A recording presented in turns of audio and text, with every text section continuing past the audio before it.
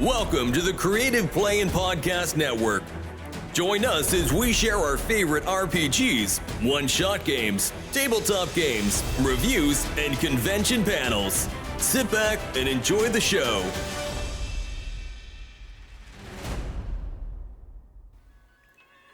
Hi, this is Kelly, aka Trixie from Ragnarok and Roll, assigned to Ragnarok Story, and Tilda Wimblewick from D&D Journey of the 5th Edition. First off, I would just like to say thank you to everyone for listening to our varied adventures, as well as for rating us on iTunes and RPGpodcast.com. If you haven't rated us yet, we would greatly appreciate it if you could. And if you're looking for more ways to support our efforts, we are now on Patreon, a great site where you can help us continue making more podcasts, as well as some special surprises for our patrons. If you can, please look us up at www.patreon.com/cppn. Every little bit helps. And again, thank you for listening. Hey guys, Jim here. And Kelly. And Neil. We're here for the 7th day of hashtag RPGaDAY in August. And we're gonna be merciful with you because the prompt of the day is mercy. Mercy. Mercy. Well, who wants to get the ball rolling? I mean, I'll go first if you guys want. Okay. So I'm totally going to throw out that horrible Sci-Fi Channel zombie show that was out there where they put the zombies down and they called it Mercy.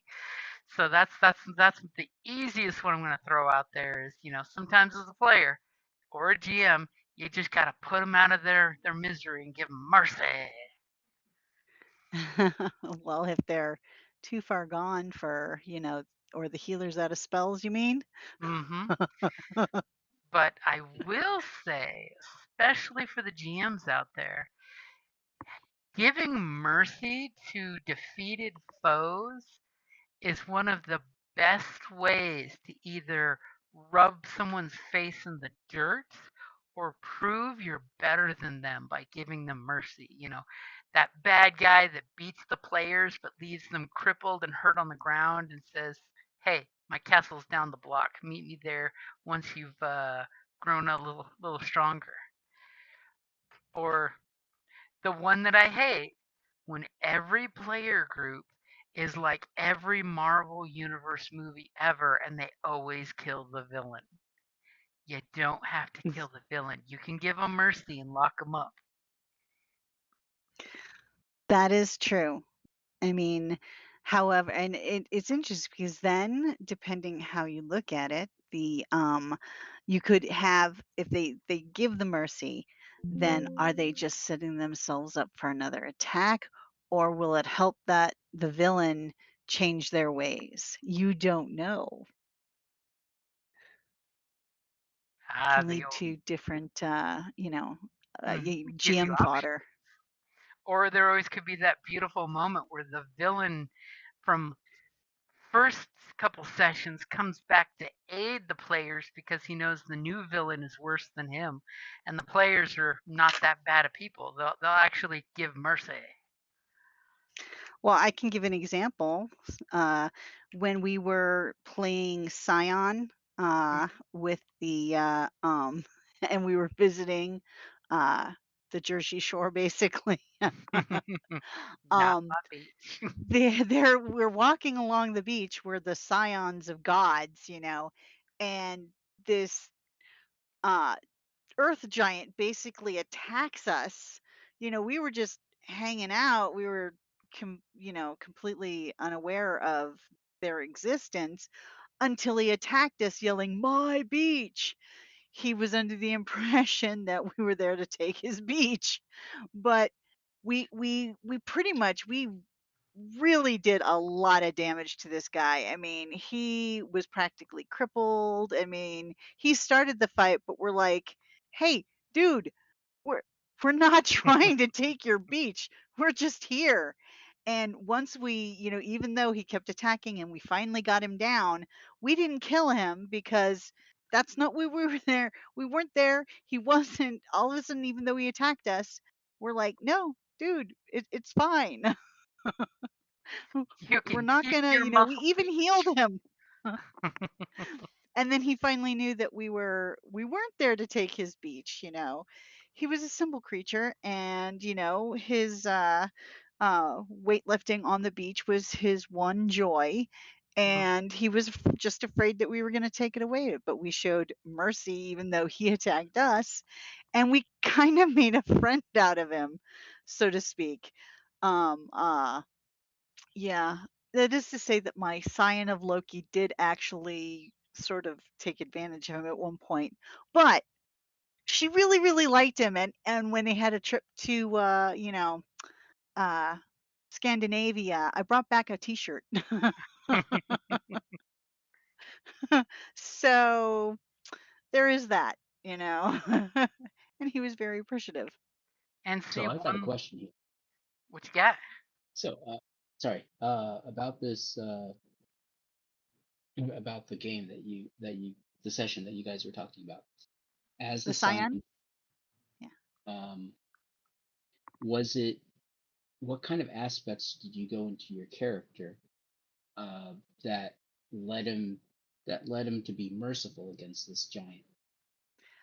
Uh well, we weren't there for him. We were on a mission. Of course, to save the world.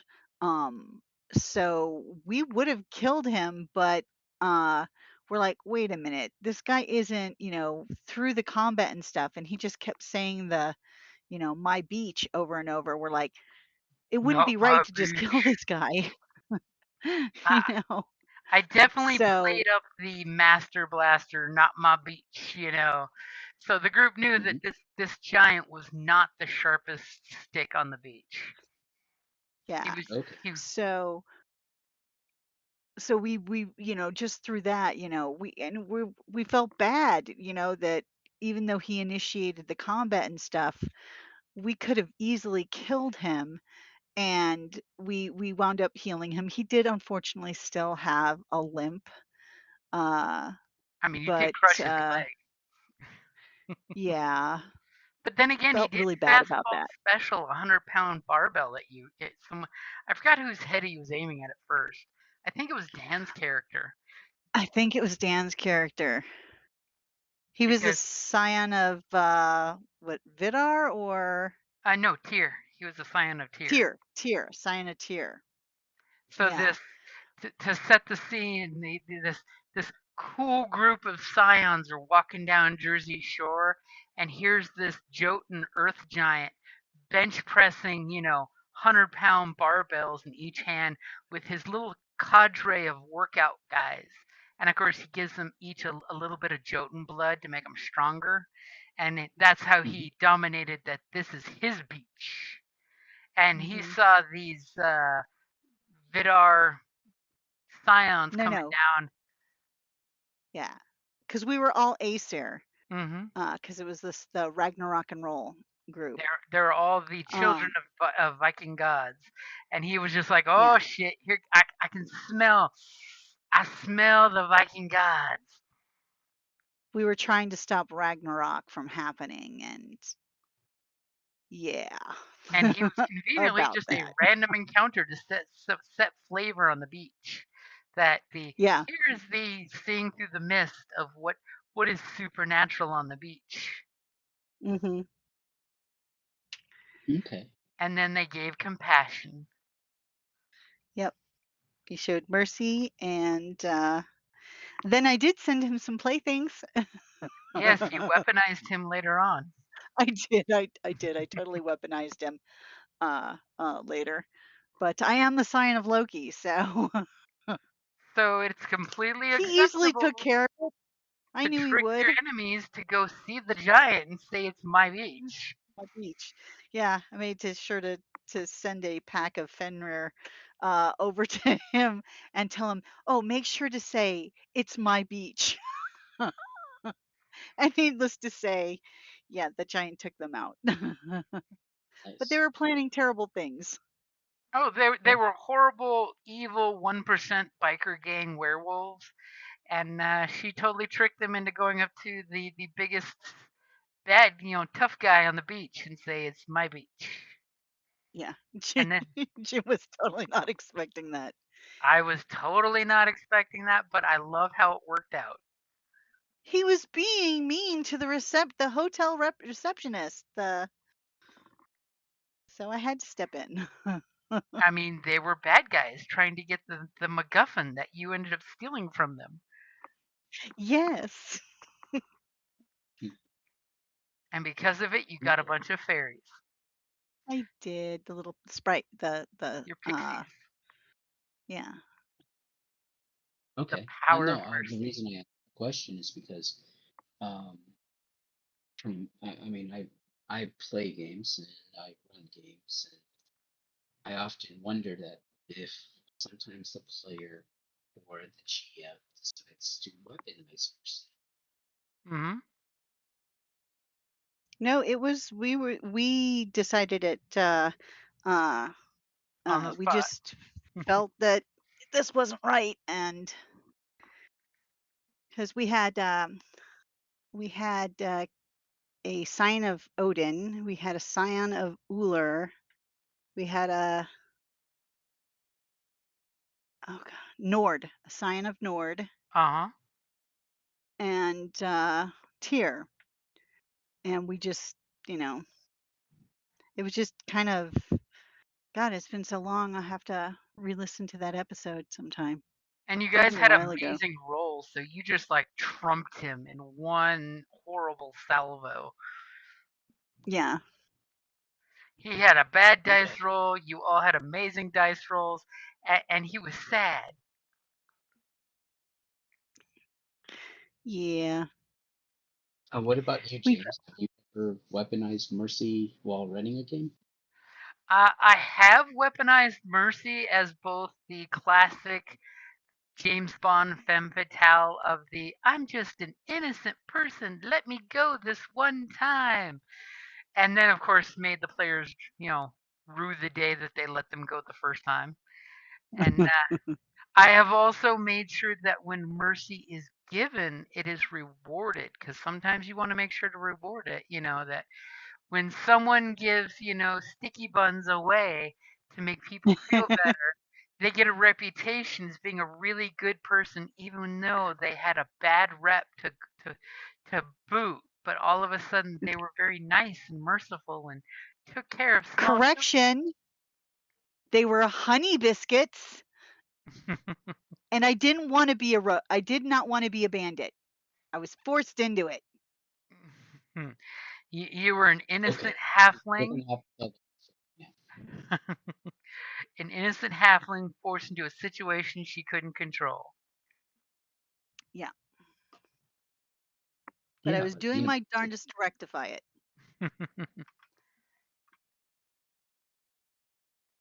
okay. But paint a picture for me.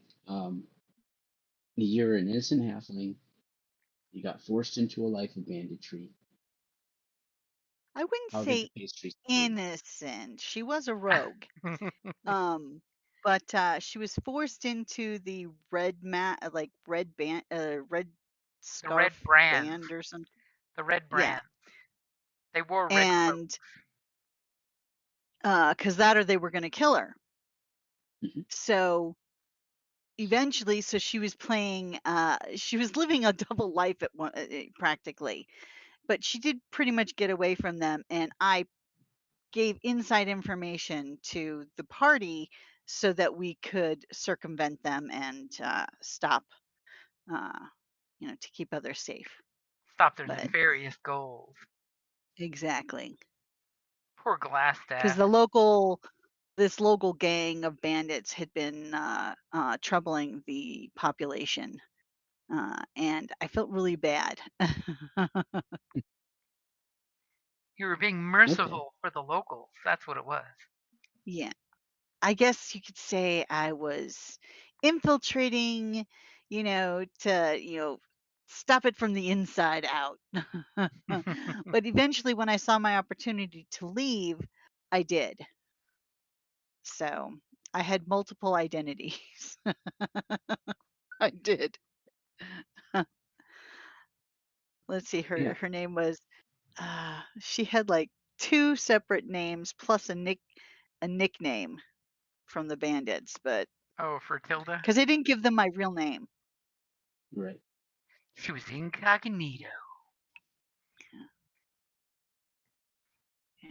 And it was Okay. funny because, of So course, that was a pre-gen from the old 2014 starter set, and you just rolled with it. yeah, the Mines of Fendelver. Mm-hmm. Okay. Yeah. I've run that. Yeah, so the halfling rogue. Part of her backstory is that she's working for the gang and she got out of it. She recently got beat up and left for dead. Yeah. Mm. I was gonna say, Dr. Bones recently gave someone mercy, I do recall. Not in a good way. Do tell. Which time? The Overlord on the Fallout game. The Overseer, sorry, Overseer. Yes. I did weaponize mercy. In that particular situation. Details again. Yeah. So the Overlord uh, gathered us together, sent us out into the wasteland in order to recover this battery, and it wasn't until that we got back successfully that we finally found out that the Overlord was intentionally uh, removing undesirables from the vault society by framing them for things and then sending them into the wasteland for a mission that he thought was impossible to complete. When we got back, the Overlord insisted that I do a psych profile to see if there were any negative aspects that picked up while through exposure to the wasteland, and he had actually brought back a super us. He said, okay, super mutant is definitely a aberration to society, and I need to know how to not only manipulate him to do towards our cause, in this case his cause, but also uh, how to put him down.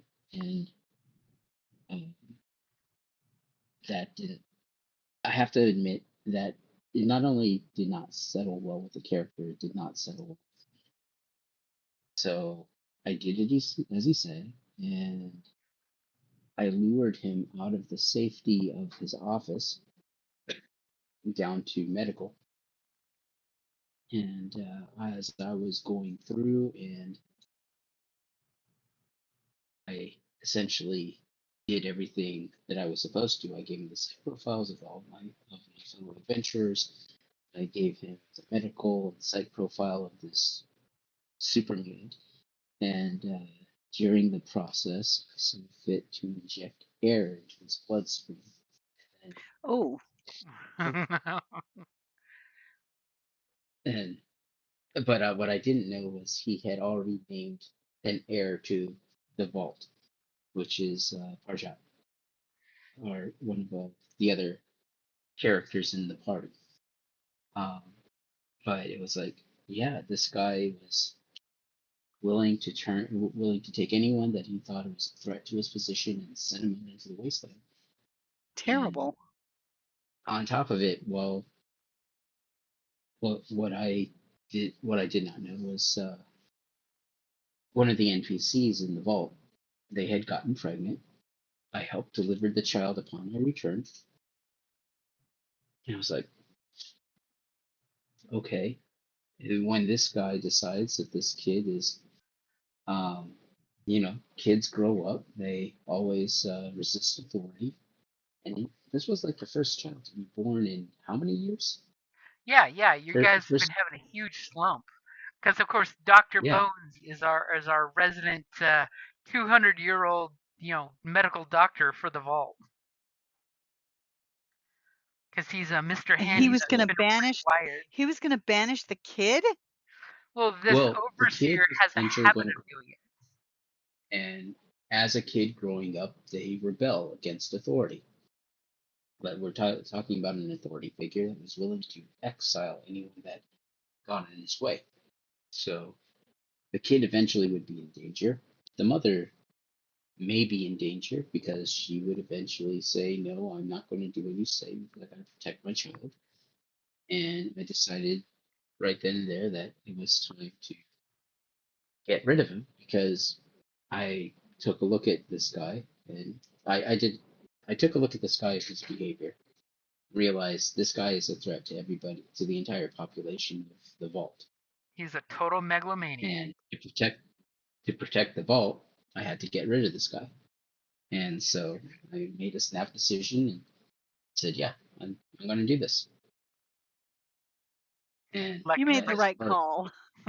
yeah, I'd like to think so. But now I got a new issue that I got to deal with. I don't know if you want me to talk about that, James, or not.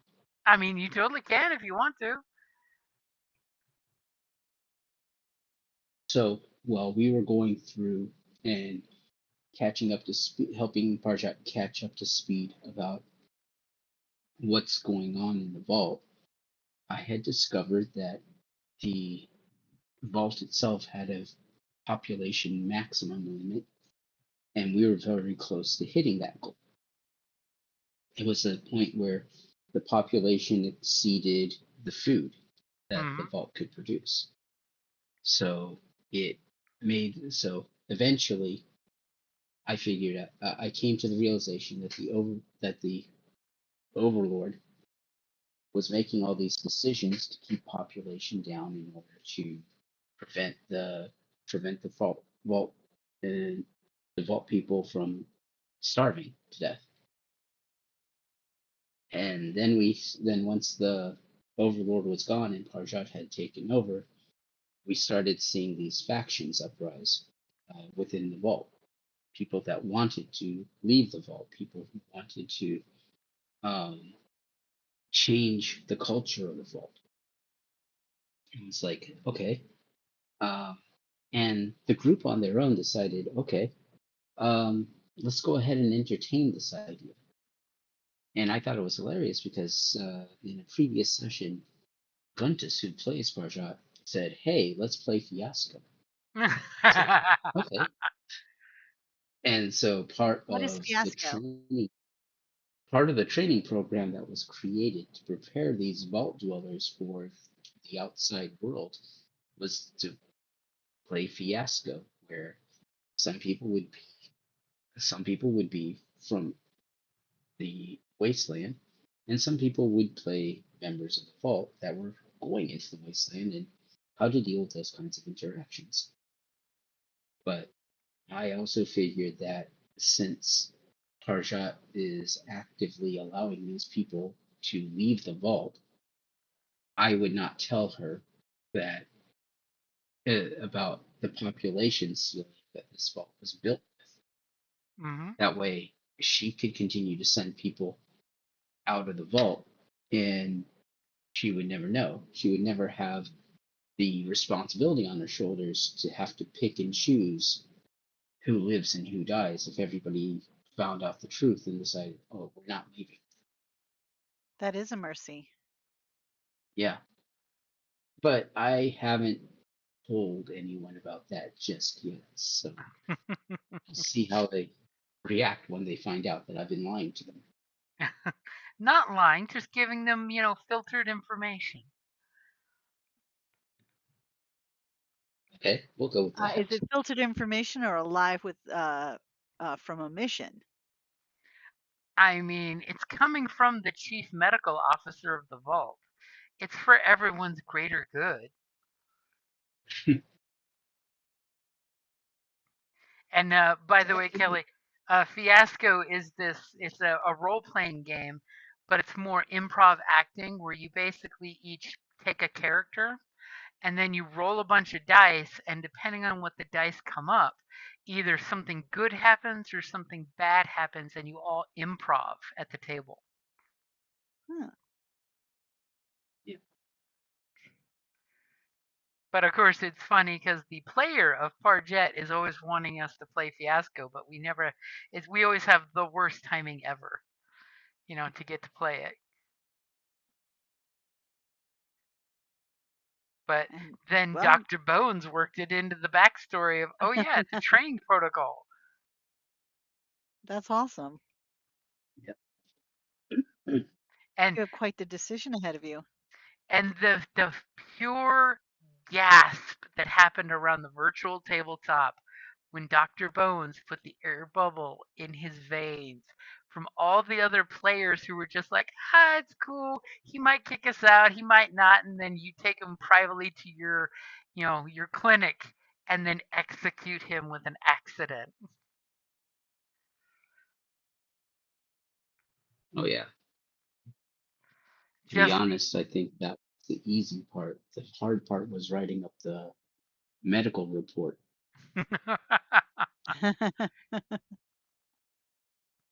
making sure everything is plausible because that way it's doing a mercy for all of your medical staff. Yep. Very No, cool. then breaking the news to Parjat that she is now the new overseer. Well, actually, I broke the news to her, letting her know that the overseer had died, and then she broke the news to me, saying he made me the next overseer. Yep. I did not see that coming. There were plots within plots, and it's like, I did not see Dr. Bones being the one to pull the trigger on one of these things because I totally had given everybody a choice of, like, okay, you all have various factions in the vault that you know of. Are you going to support the faction or oppose the faction, or worse, snitch him out to the overseer? Because of course he has no problem making the hard choice until Dr. Bones Yeah. took choice away from him.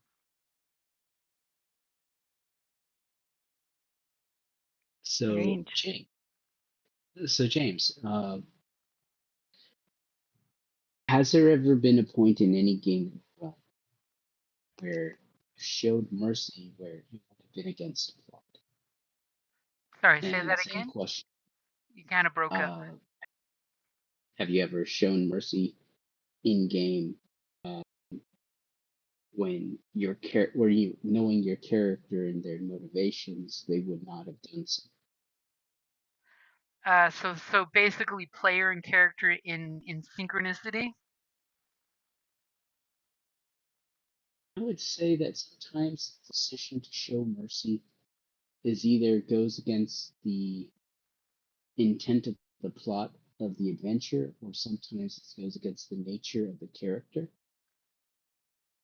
I mean, as a GM, I have shown mercy out of character for villains, and then had to like hammer retro of why they did it, because sometimes when a TPK happens, you don't want the campaign to end right there.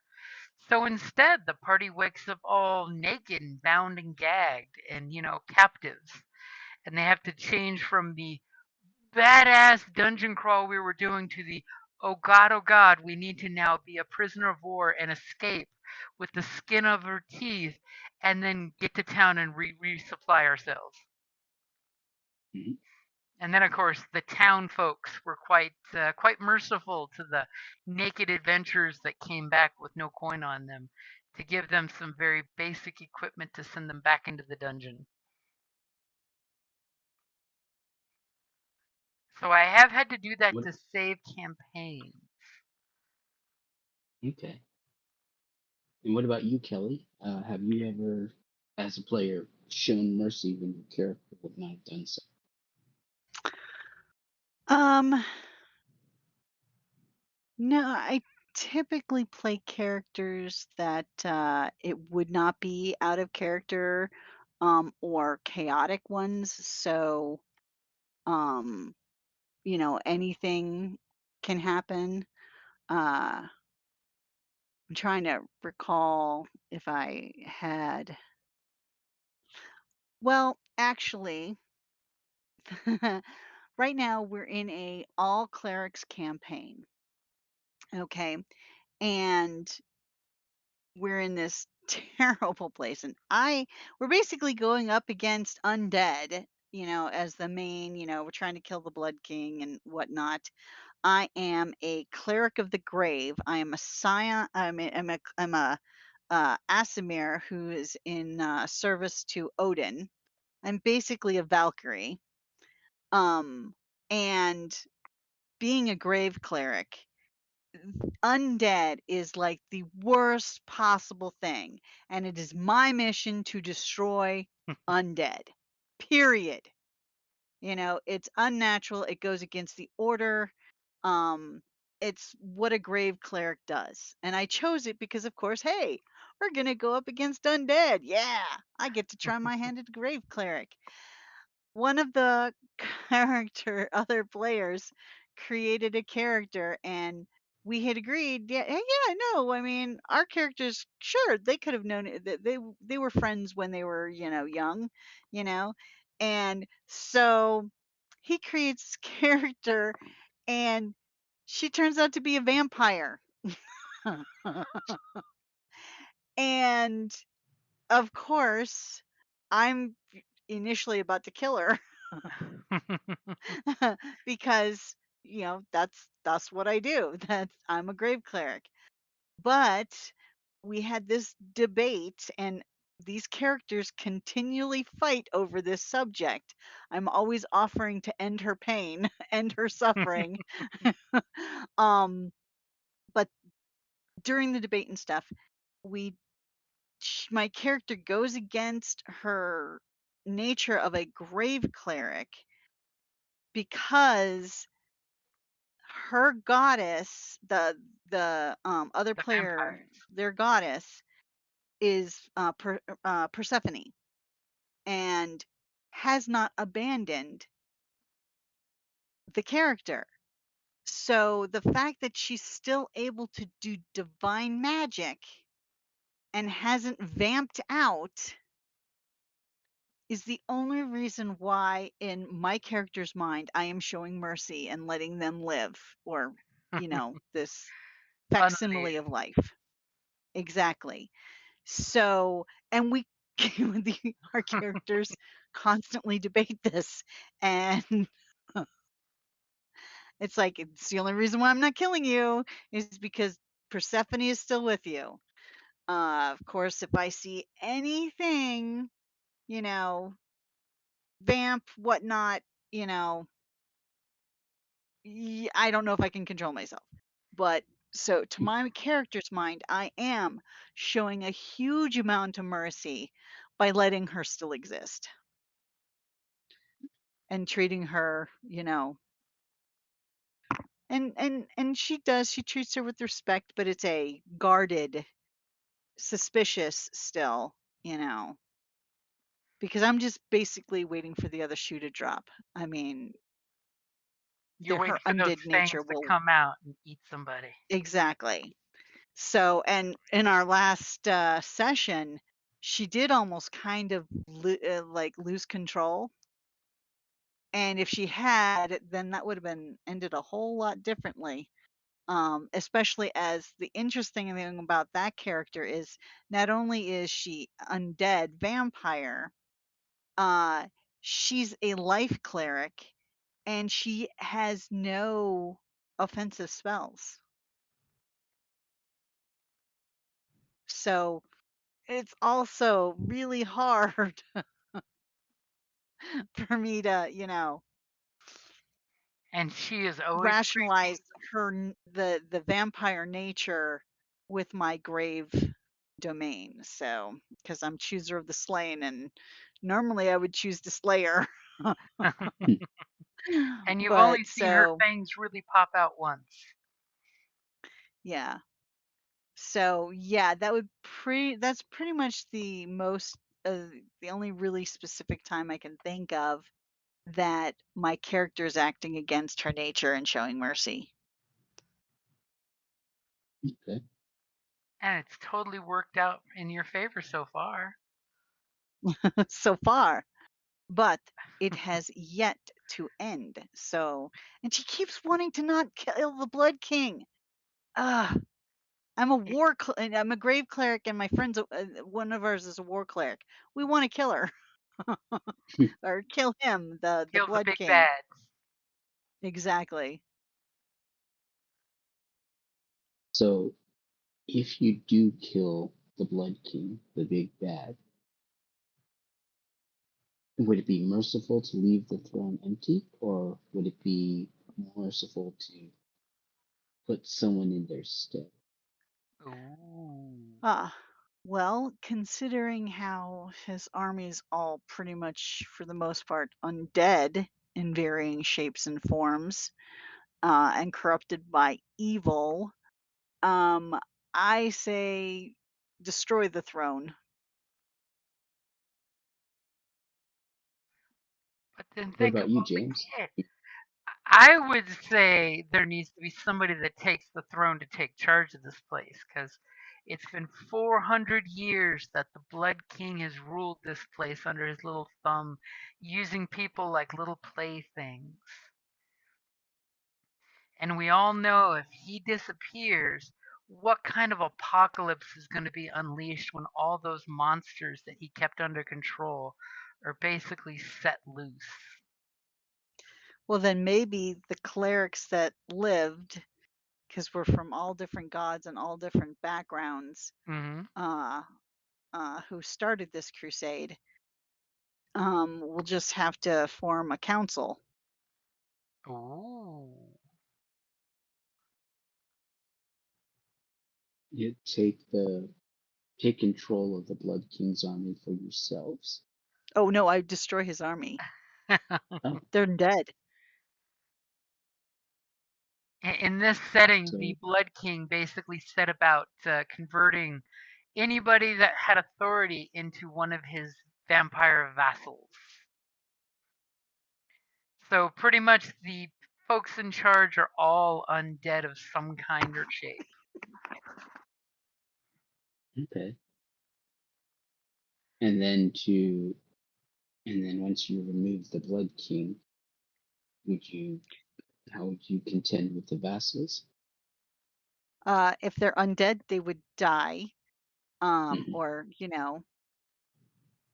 they would be ended, as they're already dead. But we would be hopefully then able to contact the uh, um, the church to send aid to these poor people who are practically starving. The few, living residents of the land. Okay. I mean, you need your serfs to work the land, right? Yeah, he's holding them for cattle. Who are we kidding? I mean, why can't they be both? He's a big bad. He can have levels. Just like you're not quite sure with your vampire friend of why they keep saying these weird things that they do about the Blood King. Yeah, because they've been butt monkeyed. There may, in fact, be some misrepresentations of the truth. That's why they have to do lots of wisdom saving throws when I answer questions.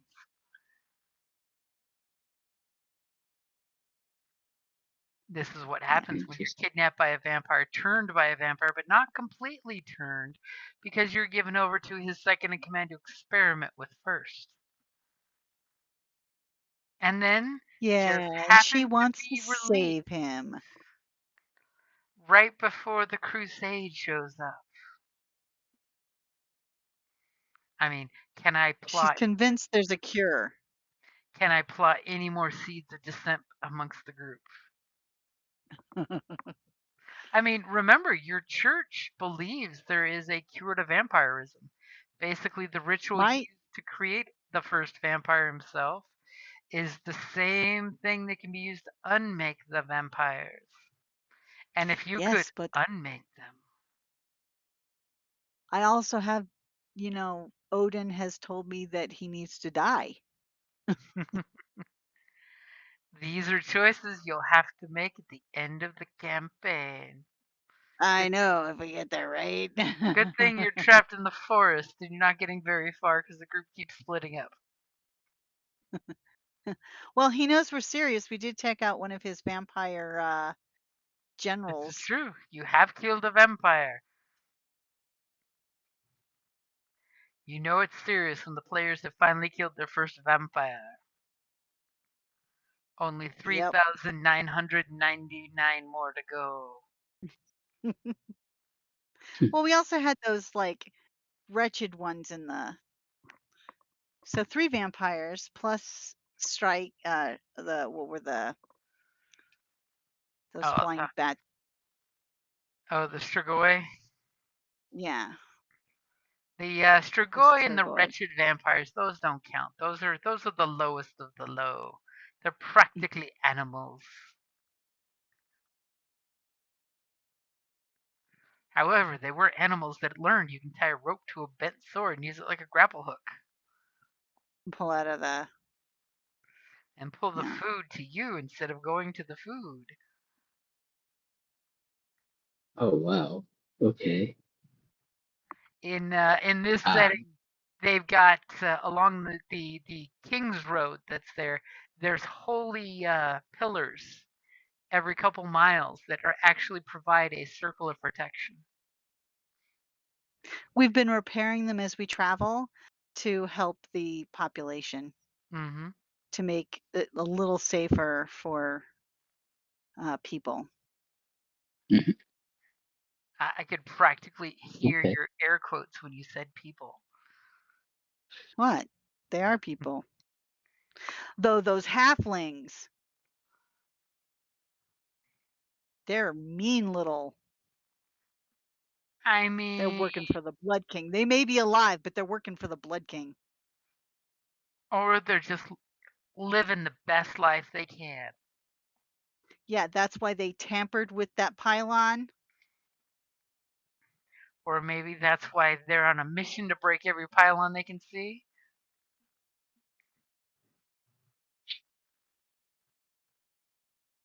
That sounds like some kind of game. Sounds like you guys need to talk to some of them halflings. Yeah, we were going to until they tried to kill us. Oh, they didn't try to kill you.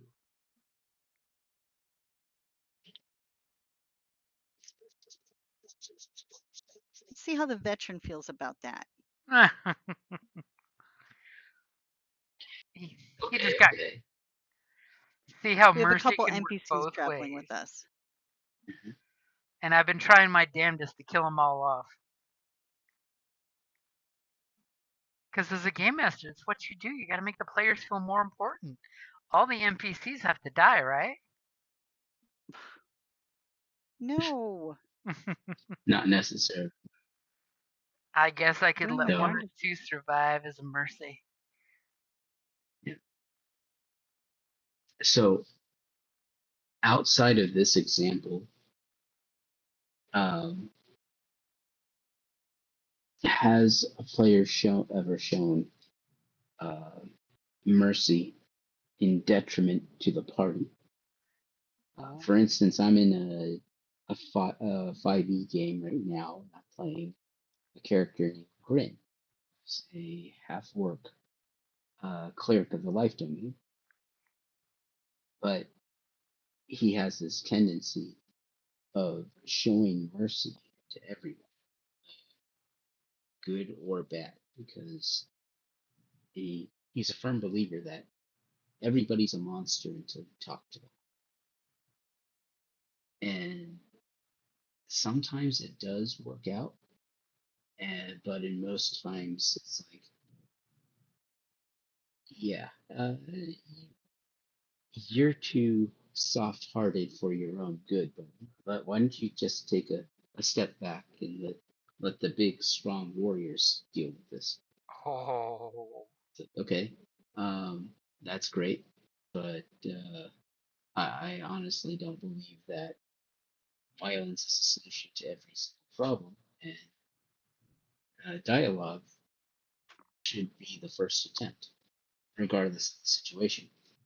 But that's kind of the character that I'm playing, and yeah, it's proven to be detrimental to the party, and sometimes the uh, big bad or our opponents try to take advantage of that particular situation. Have either of you found yourself in a position where a member of the party was being merciful and it proved to be detrimental not only to the not only to the party but also to the game. I Well, go ahead. You can go first. I can remember one time where I showed a modicum of mercy uh, to one of the villains, and it almost got a couple of us killed. We were investigating this temple, this temple to they're like they seemed on the surface that they were really great, that they were helping people and stuff, but turns out they were actually the ones doing all the evil. And it was the air temple, and we were up in the tallest spire talking to the head of um the leader of uh the group there, and we were questioning him, the party was questioning him and stuff, and I had rolled an insight and stuff, and I knew that this guy was, you know, totally, he was the big bad. And but they're all questioning him, and everyone's being polite, and everybody's being, nice about it, and trying to subtly get to the point and call it. And all when it got to my turn, all of a sudden I just jump over the desk. I pin him, knock his butt to the floor. I pin him to the floor with a dagger at his throat. And mind you, I'm a life cleric. I'm chaotic good, but I'm a life cleric. So this was complete. Everybody was like, what the heck just happened? And so while I had my knife to his throat, and I actually had whipped out one of a trinket. It's just a toy basically, but because Mhm. I was a tiefling, I had thaumaturgy. So I had this ball with like this smoke inside, and I asked him questions, and every time he answered, I would change the color of the orb, the smoke, saying, "Oh, this is a lie detector. You know, you just told a lie." And turns out I was right. And I was very lucky because every question that we asked, and I was like, "Nope, he's lying." You know, he believed me and got really, really scared. And he was like, "Okay, can you at least just like take the so it's not hurting me, and I'll tell you everything." And because of my character, yeah, I did. I took the dagger farther away from his throat, and then all hell broke loose. He was able to misty step and we had a player literally go out the window trying to follow him, falling to their death. We had fortunately we made some really good rolls to help them, but it came very close to having multiple party members die a horrible death from falling. And all because I showed a modicum of mercy and pulled the dagger away from their throat. But it's Wow. what my character would do. Great. It's like I'd already proven them wrong. I mean, I showed the whole party that this was the horrible, evil, big bad, who's doing terrible atrocities, all Mhm. under the guise of being good, and so I just didn't know that they could do that stuff, and a couple of my players almost paid for it. I came this close to sacrificing my character's life to protect them. I'm like, hair's breadth away. If I hadn't gotten that nat 20 at the right time, whew, I would have been re-rolling that character. Nice. Yeah. See, I totally And what had about one. I totally had one years and years and years ago when I used to play my favorite bard back in 3.0 D&D. Are you That talking yeah, that guy that you hate. Yes, my bard character became an NPC, played true to character, and Kelly loathed him, but at the same time, she liked him. She really did. But the group had captured the. We were like level 3, so the general of the army that we went after, and I totally, we captured him. We were having the big debate whether we, cut his throat or let him live or take him to jail. And my character was the tiny voice because I was the talkie person of the group, and I actually opted to give him mercy and set him loose in order to prevent the battle that was going to be coming, because he totally did at one point the whole, if you set me free I will stop the battle. And my character didn't give a shit about all these nobles and all the knights and things that we're going to fight. It was the peasantry that I was fighting for. And even if he would keep the fight from happening in the city, that's all that I was looking for in regards to returning a mercy. So I, of course, made the mistake of cutting him free in the middle of the night and letting him escape, and basically told him that if he goes back on his word, I will make sure that the group ends him.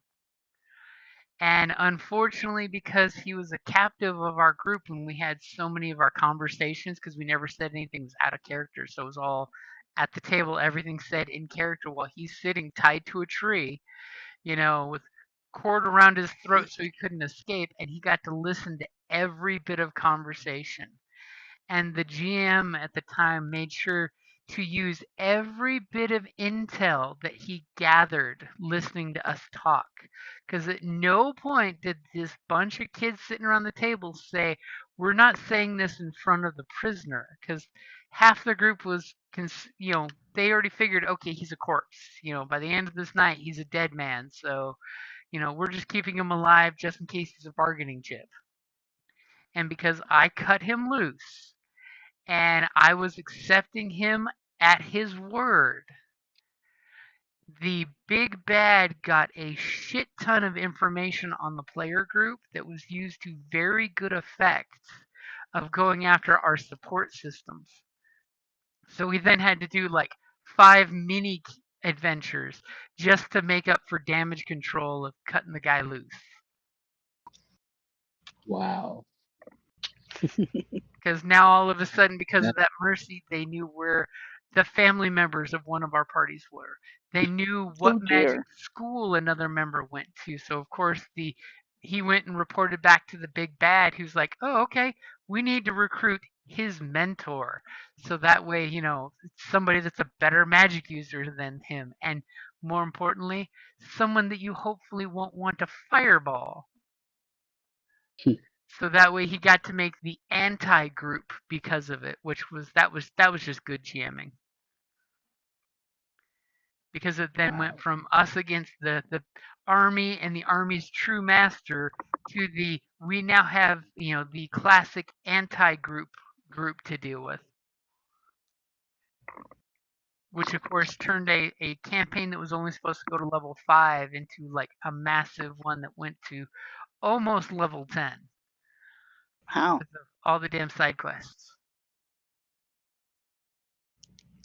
That's nuts. But it made for I good mean, storytelling. oh yeah, it's definitely good storytelling. But I mean, to find a GM that would take down that much detailed information and turn around and use it against you, um, and it would all came from, and he was able to accomplish all of those goals just from a moment of mercy. Hmm. Very impressive. I mean, I think he was still shocked that we just didn't ace the guy all at once. Instead, we captured the guy and we're trying to get information from him, see if we could hold him hostage, see if we could exchange him for something. And of course, my chaotic neutral guy took him at his word that he would make sure civilians wouldn't get caught in the crossfire. I mean, in all fairness, I had him killed by a bunch of civilians because he went back on his word. So my guy's Where you ironic could have or sense would have shown mercy, but you didn't. I mean, that's true.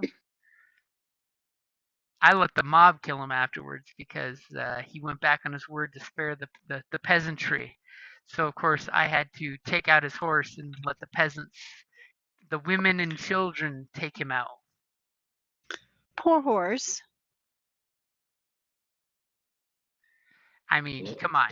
You know how much Memdawin used to love using poison. There's True. nothing more dangerous than a bard who is a very skilled user of a poisoner's kit.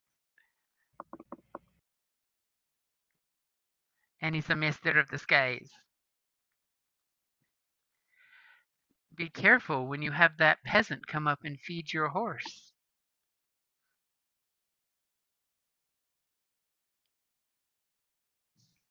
I'm sorry. I think that something went wrong with my audio because I didn't hear you guys for close to a minute. Oh, I said be careful when you have a bard that's skilled in a poisoner's kit and a master of disguise. Because you never know Okay. when that peasant comes up to feed your horse who that peasant really is.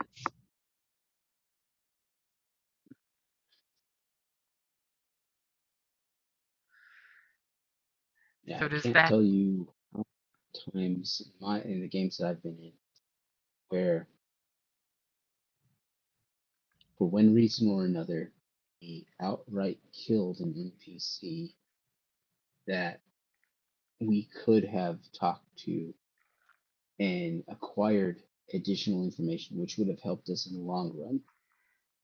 And it was all because we had this hack and slash mentality where, okay, we have entered a fight. We have to fight. We have to defend ourselves. And the idea of showing mercy and allowing our opponents to live just did not enter our minds. And Mhm.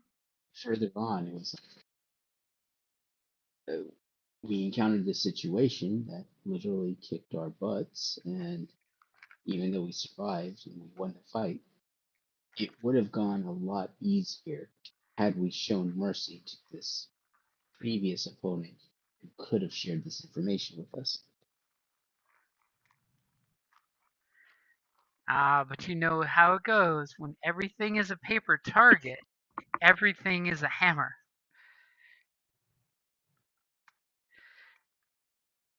What about you, Kelly? Same question. Um, yeah, but I also find that when you're younger, you're more likely to just go murder hobo.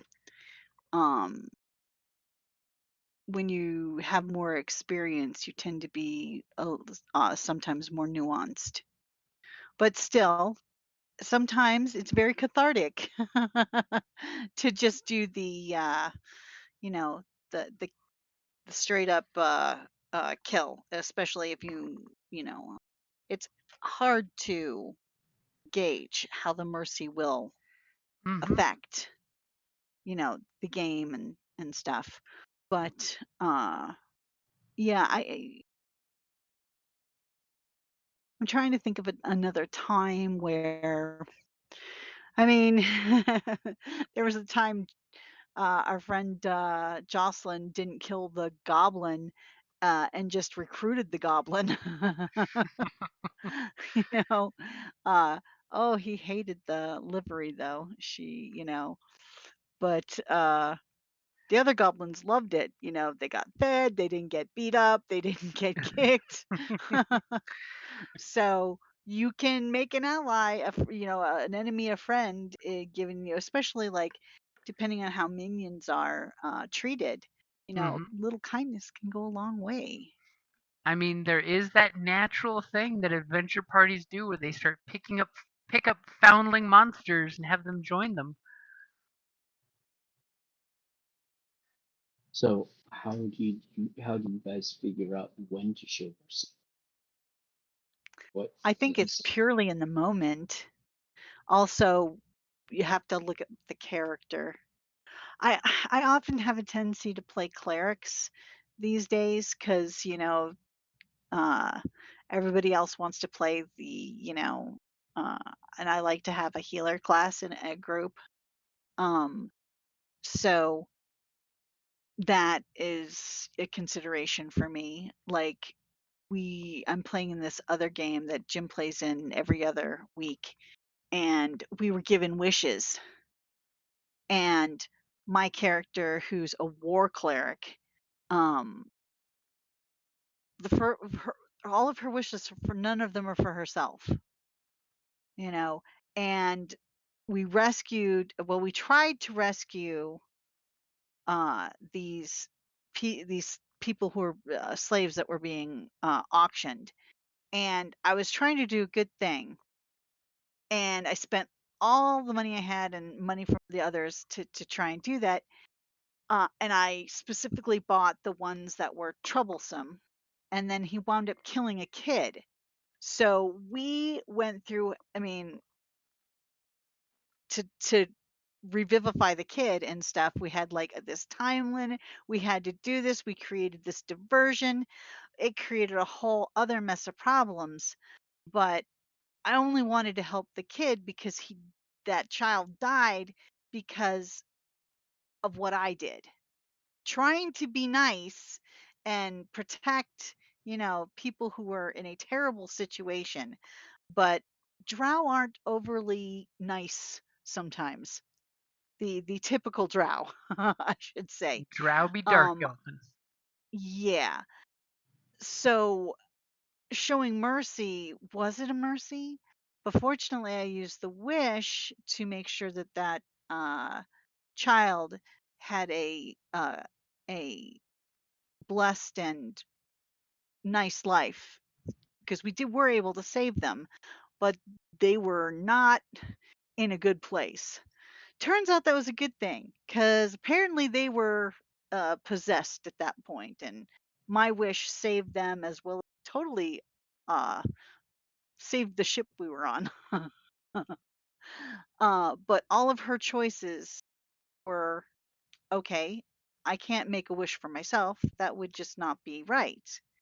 And I wanted to take care of the others. So I base it off of what the character is. Now, when I get to play a bard or a rogue, sometimes I'm not always going to choose the right or typical path. It just all depends. Also depends on my background, the flaws, the bonds, the personality traits, those types of things will also, because I do like to play to those. So that will also sometimes determine how my character will react. Yeah. See, from my experience in that regard, it's whatever characters the GM makes a good, funny, or silly voice, that's the ones they want to show mercy to and keep around, even if they're a horrible little scamp. We can reward the GM too. Yay, No, you get to continue playing that character. no, it's because you continue wanting to hear me make that voice. It's what it really is. I know. Yes, Splug's voice. Not the Splug. Splug, no lights. No. No, hit Splug. That was the name of the goblin, was Splug. And then Splug found out there was a magic carpet that he keeps finding coins under, which was totally a joke because since our friend was playing the noble background, she was doing the old Victorian idea of where you hide a coin under the carpet, and if your help is honest, they will return the coin to you and you can give it to them as a reward. Instead, Splug would just flat out say, "It's a magic rug. It's got coins under it. They're mine now." Splug was funny. But he at least admitted to, "I found the coin. It's my coin."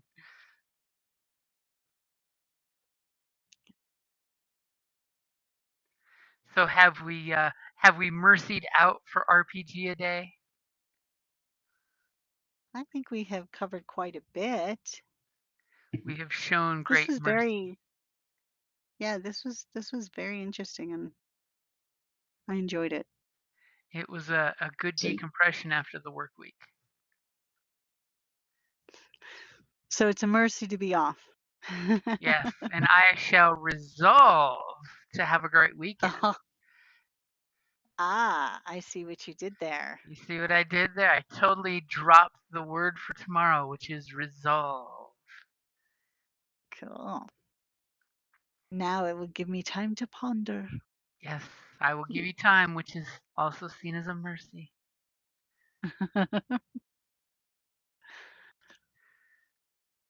Alrighty, guys, we should wrap it up there for the night so I can do the editing and posts and some hashtag RPGaDAY2026.